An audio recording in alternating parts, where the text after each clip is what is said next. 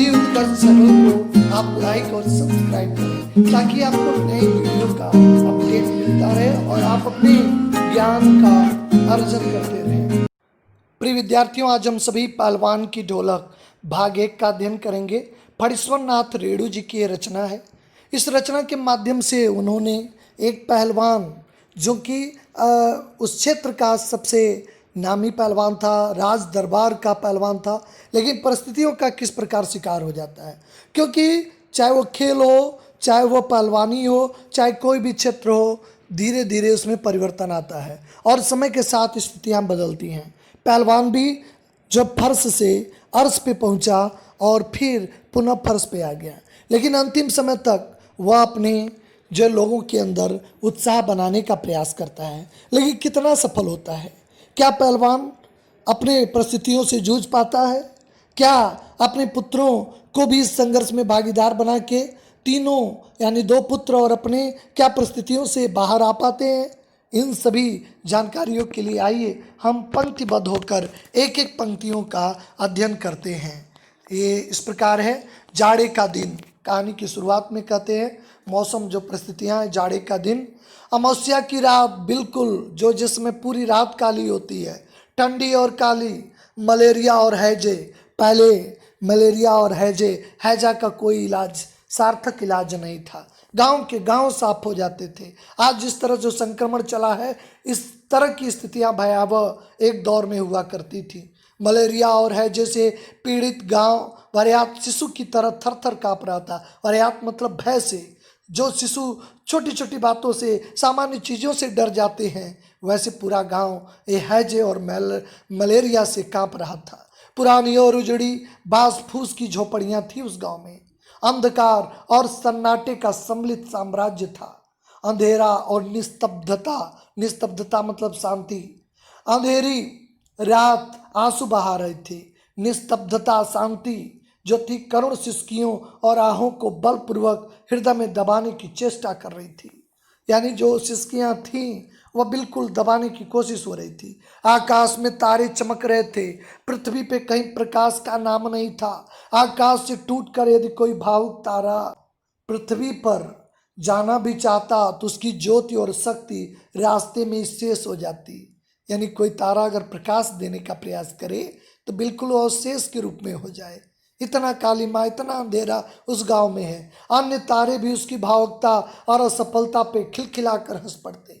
एक तारे को दया आ जाती है उस गांव के अंधेरेपन को देखते। चारों तरफ रुदन, चारों तरफ रोने कलाने की आवाज, अंधेरा, किसी के घर में दिया जलाने वाला शायद न हो, या सभी लोग इस तरह हरेजा और मलेरिया से परेशान हैं। चारों तरफ निराशा है जिसे अंधकार के रूप में फणीश्वर नाथ रेणु कर रहे। और कोई तारा प्रयास भी करता है लेकिन वो सफल नहीं होता। उसकी असफलता पे जो बाकी तारे हैं खिलखिलाकर हंस देते हैं।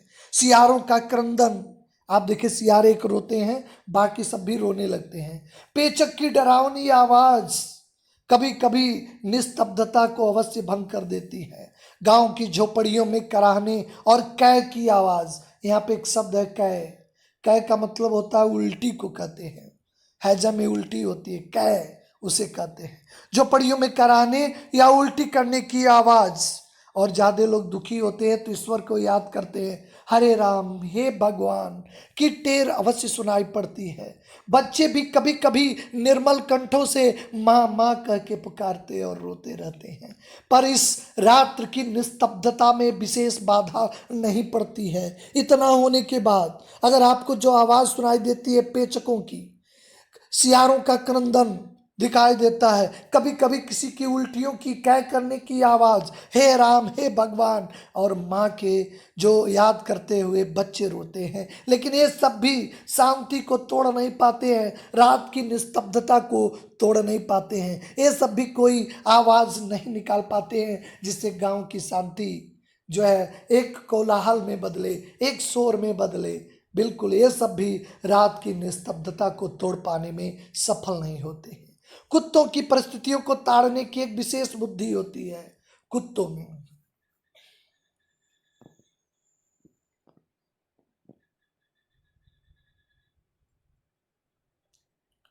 कुत्तों को परिस्थितियों को ताड़ने में एक विशेष बुद्धि होती है। वह दिन भर राख के घूरों पर गठरी की तरह सुकड़ कर मन मार के पड़े रहते हैं। संध्या गंभीर रात को सब मिलकर रोते हैं। कुत्तों का रोना बिल्कुल अशुभ संकेत होता है। रोते हैं, रात अपनी भीषणताओं के साथ चलती रहती है और उस सारी भीषणता को ताल ठोर कर लड़काती है। तो सिर्फ जैसा कहानी का शीर्षक है, पहलवान की ढोलक। पूरे रात में अगर उस निस्तब्ध परिस्थितियों से कोई लड़ता हुआ नजर आता है तो है पहलवान की ढोलक, सिर्फ पहलवान की ढोलक। संध्या से प्रातः काल एक ही गति, एक ही ताल, कहीं भी निराशा नहीं, कहीं भी थकान नहीं, एक ही ताल से बजती है। चिढ़धा गिरधा, चढ़धा गिरधा, यानी आजा भिड़ जा, केवल परिस्थितियों से भिड़ने की मोटिवेशन। देखिए पहले के जो युद्ध होते थे, अब प्राचीन काल के देखे हाथी घोड़े और उसमें शंखनाद और जो उसमें नगाड़े बजते थे। नगाड़े क्यों बजाते थे? उत्साह के प्रतीक होते हैं। जब ध्वनियाँ बजती हैं, ध्वनियाँ उत्साह की प्रतीक होती है नगाड़े की। आजा भिड़ जा, बीच में चटाक धा चट धा, यानी उठकर पटक दे, उठाकर पटक दे। जो परिस्थितियाँ हैं गाँव की, सबको इस निस्तब्ध रातों में एक प्रेरणा जगाने का काम अगर कोई करता है तो पहलवान की ढोलक करती है। यही आवाज मृत गांव में संजीवनी शक्ति भरती रहती है। और आप अब यहाँ से पहलवान जिसके नाम पे इस कहानी का शीर्षक है उसका परिचय होता है, याद रखेंगे। लुट्टन सिंह पहलवान, उस पहलवान का नाम था लुट्टन सिंह पहलवान। यूं तो कहा करता था कि लुट्टन सिंह पहलवान तो होल इंडिया के लोग जानते हैं, जैसे दारा सिंह पहलवान को लोग जानते हैं, किंतु उसके होल इंडिया की सीमा शायद एक जिले के बराबर हो। इसी तौर पे उनके लिए पूरा एक जिला हो, जिले भर के लोग उसके नाम से अवश्य परिचित हो। वो जिले को ही इंडिया मान लेता था। लुट्टन के माता पिता 9 वर्ष की अल्प आयु में अनाथ बनाकर चले गए। सौभाग्य से 9 वर्ष में ही उसकी शादी हो चुकी थी। परिस्थितियां उस समय की जब देश में बाल विवाह अधिनियम नहीं थे, लोग बाल विवाह करते रहते थे। 9 साल की उम्र में इसकी शादी हो गई, वरना वो भी माँ बाप का अनुसरण करता। विधवा सास ने पाल पोस कर बड़ा किया। बचपन में वह गाय चराता। रोस्ट यानी दूध को गर्म किया बिना जो थन से धार का दूध होता है, ग्वाले लोग जो है उसका ज़्यादा उपयोग करते हैं, क्योंकि धारोष्ट अभी धरती पे गिरा नहीं रहता है, उस दूध को पीता है। कसरत किया करता था। गांव के लोग उसकी सास को तरह तरह तकलीफ दिया करते थे क्योंकि उसकी सास विधवा थी। लुट्टन के सिर पे कसरत करने की धुन लोगों से बदला लेने के लिए सवार हुई कि उसकी सास को कौन परेशान कर रहा है। उसके सीने और बाहों और सुड़ेल और मांसल बना दिए थे। जवानी में कदम रखते ही गांव का अच्छा पहलवान समझा जाने लगा। लोग उससे डरने लगे और वह दोनों हाथों को दोनों ओर 45 डिग्री की दूरी पर फैलाकर पहलवान हाथ फैलाकर, हाथ सिकुड़े नहीं होते हैं, पहलवान के हाथ फैले होते हैं, पहले यानी सीना चौड़ा होता है, चलने लगा। वह कुश्ती भी लड़ता था। एक बार वह दंगल देखने श्यामनगर मेला गया।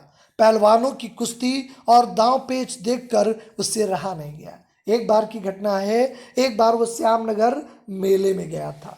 वहाँ पे पहलवानों की कुश्ती और दांव पेच देखकर उससे रहा नहीं गया। जवानी की मस्ती और ढोल की ललकारती हुई आवाज़ ने उसकी नसों में बिजली उत्पन्न कर दी। उसने बिना कुछ समझे दंगल में शेर के बच्चे को चुनौती दे दिया। शेर के बच्चे का असली नाम था चांद सिंह, याद रखिएगा। दूसरा पात्र का परिचय हुआ, पहले पहलवान का नाम लुट्टन सिंह और फिर जो शेर का बच्चा था उसका नाम चांद सिंह था।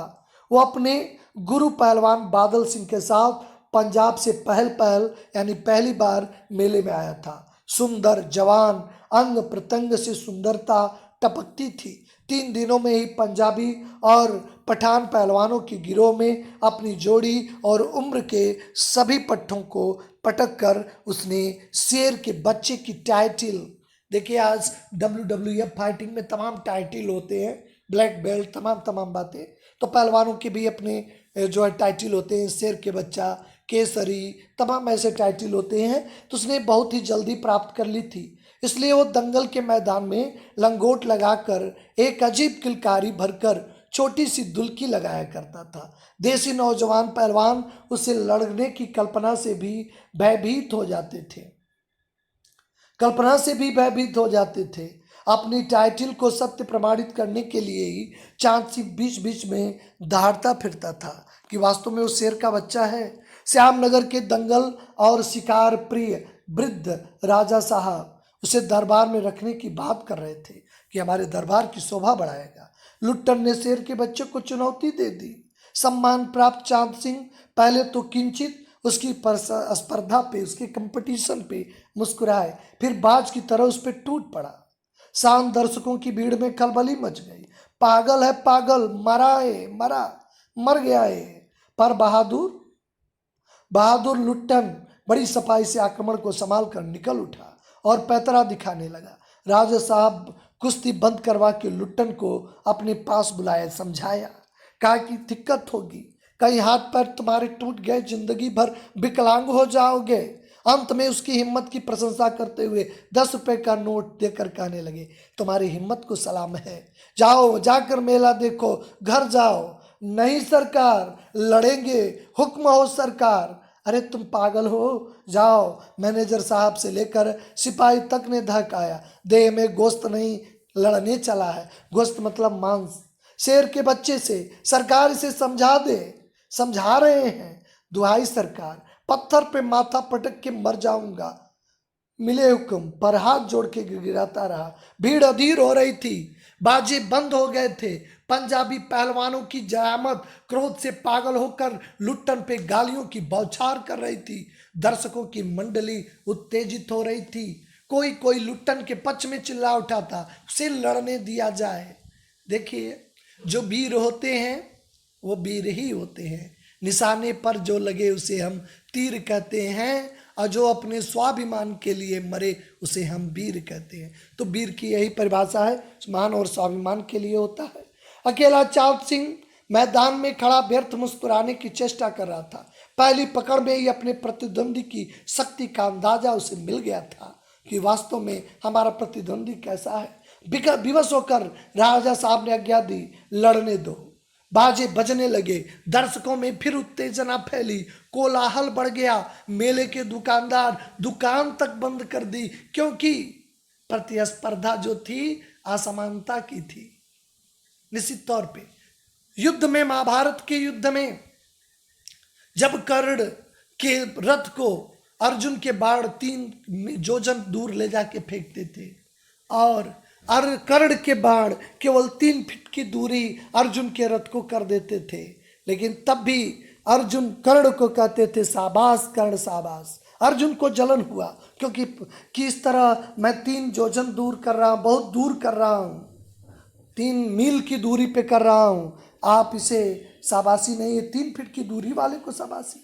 उन्होंने कहा इसका भ्रम दूर करना ठीक है।